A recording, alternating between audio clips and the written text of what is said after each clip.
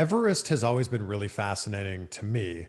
And I've heard a lot of people talk about how recently Everest has changed. It's become like this tourist destination. What is it actually like if you make the commitment that you're going to climb Mount Everest? I hear you're climbing it now with hundreds of other people every single day. So that is unfortunately a misnomer that's sort of been passed down based on one picture that got taken back in, I think it was 2018 and 2019 by a really incredible climber, Nims, who did this incredible world record project over there.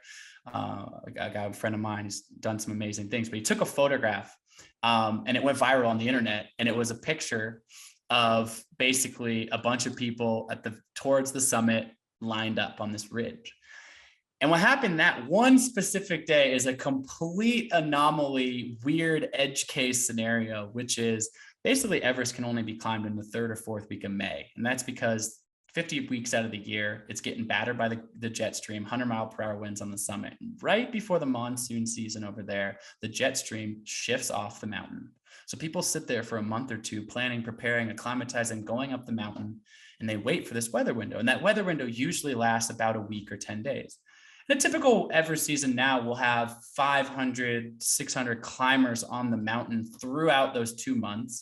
And maybe people summit throughout 10 to 12 days. So maybe there's 30 to 40 people on any given day. But on this season in I think it's 2019, 18 or 19, there was terrible weather and the good weather never came. And so all these people were stacked up and it was a perfect storm. And there was one good day of weather basically. And so every team on the mountain went at the exact same time.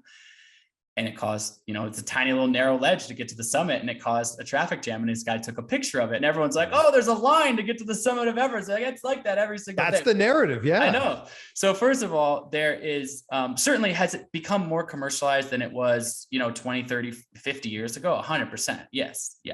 Are there people on that mountain that shouldn't be there? Rich business guy from whatever who just wants to, walk around the cocktail party and say he climbed Everest but didn't really want to train for it. Like, yes, unfortunately, there is some of that over there. But even that year where that picture was taken, the other 364 days of that year, there was literally nobody on the summit of that mountain. And it's unfortunate that narrative has been passed down because it is, again, it's totally fine if it's not something you're into, but it's still a very worthy challenge. I've been fortunate to summit twice, and I actually close out the 12-hour walk about this. I want you to get the book, so I won't tell you the whole story, but I did have the opportunity to climb with my wife on Mount Everest. And that was a big leap for her. She's not someone who's a lifelong adventurer, lifelong mountaineer, but she committed to that goal and then quit that goal and then recommitted to that goal. But again, that the whole story plays out in the book, but that was a special experience to be up there with her and to have that experience and the vulnerability and the intensity of that. But when people say, "Oh, it's this carnival tourist destination," I don't know what other tourist destinations where you go to where you're walking over dead bodies that have been frozen there for 5 years. The first that's a real thing. Yeah, the first day I summited in 2016, 3 people died that day. When my wife and I were up there, we passed numerous frozen dead bodies, up there. The risks are real, the challenges are real. Has it been tamed somewhat since, 1954 when Sir Edmund Hillary and Tenzing Norgay made it to the summit and they were, on the very edges of that without Gore-Tex and the technology and GPS? Yes, of course, it has changed since then.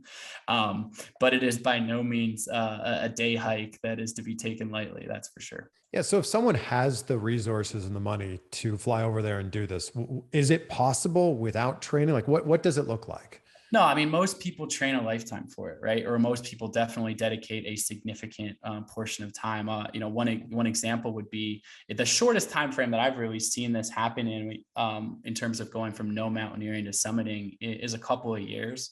Wow. My friend, Mike Posner, he's a famous pop musician. I took a pill and Ibiza, whatever. He's a good friend of mine. And he walked across America in 2019. And got bit by a rattlesnake on the way. Got bit by a rattlesnake on the way. Crazy adventure. And he were buddies. And we would talk while he was walking, and he FaceTimed me and stuff like that. And he knew I'd done my Antarctica crossing. And he said to me at the end of his walk across America, which was super cool. A lot of people followed along. And yeah, crazy story about the rattlesnake. He said, "Colin, I've been walking across," and he walked on roads, right? He goes, "But I've been looking up at the mountains this whole time and realizing I've spent no time in mountains. I'm down here on these roads. Like I want to go up to the top of a mountain. And obviously we're good buddies. And I said, well, if you fly up to Portland after your walk, I'll take you up Mount Hood, which is the tallest mountain in Oregon. It's a mountain I learned to climb on. And it's a great mountain for learning how to mountaineer because it requires ice axe, it requires crampons, it requires some technical proficiency. But I have a high degree of confidence that I can teach somebody, a friend, particularly if they're in reasonably good shape, and get you to the top. So you have that big mountain experience. You know, it's not just a day hike. It's not a trail. You're just hiking. It's a climb. And so I take him up there and it's just me and Posner at sunrise. And he just is just elated. He's just lit up. Talk about a 10 moment for both of us. But his people that follow him on Instagram, it's just his stoke is so high. Like he was like, oh my God, man, this is freaking amazing. Like I want to be the mountains. It's incredible. And when we're walking back down, he says, do you think I could climb Everest one day? It's actually the question you asked. You know, he's like, I literally that morning taught him how to put on his crampons, taught him how to use an ice axe, right? He was like, very, very much, I'm a beginner. I don't know any of this, but I got him to the top of his first mountain. And I said, definitely, man, if you commit to training for it. And he was like, well, can you train me? And I was like, I'm doing this other expedition. I don't have enough time to just sit here and train you. I'd love, let's do some climbs together. But I introduced him to a good buddy of mine named Dr. John, who's an amazing climber, summited Everest several times. Him and I had done a bunch of projects together. And John's also an incredible, guide for people. That's kind of like what his job is. He's a professor and a mountain guide. And so I said, you guys should meet. Didn't expect this to happen, but Posner flies to his house 5 days later. They climb a mountain in Colorado, and very quickly Posner says, I'm putting my music career more or less on hold, and I'm going to commit to training for Everest for the next 18 months. And he went all in. John and him climbed 80 peaks together. He learned all the things about mountaineering, went on some expeditions. Him and I met up a bunch of other times to climb together. And long story short, on June 1st of 2021, the same day that I got to the summit with my wife, we all went over there on an expedition together. Posner got to the summit of Everest. But that's 18 months of like putting life on hold and committing and dedicating himself to it. So can it be done in a short period of time? Yes, if you're like really all in on it. But he got his body, his mind, all things right. And he'll even tell you, he's been on a lot of podcasts talking about his story of that. Like it was on the edge of his limits. Like you asked me, hey, Pose, you want to go back up Everest again? He's like, nah, man, like once was like good enough. He's just like, glad I did it. Don't need to ever do it again. Wow. So it's not a day hike, that's for sure. But it's how many days does it take?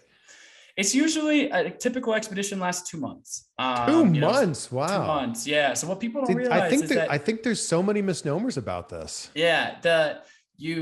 You got to go over there. So the thing about the human body, right, is if I dropped you off on the summit of Everest, Chris, right now, I had a magic helicopter and drop you off on the summit of Everest, you would survive for like about a minute before passing out because you're sitting at sea level, your body's not acclimatized, you would feel like there was no oxygen and you'd pass out.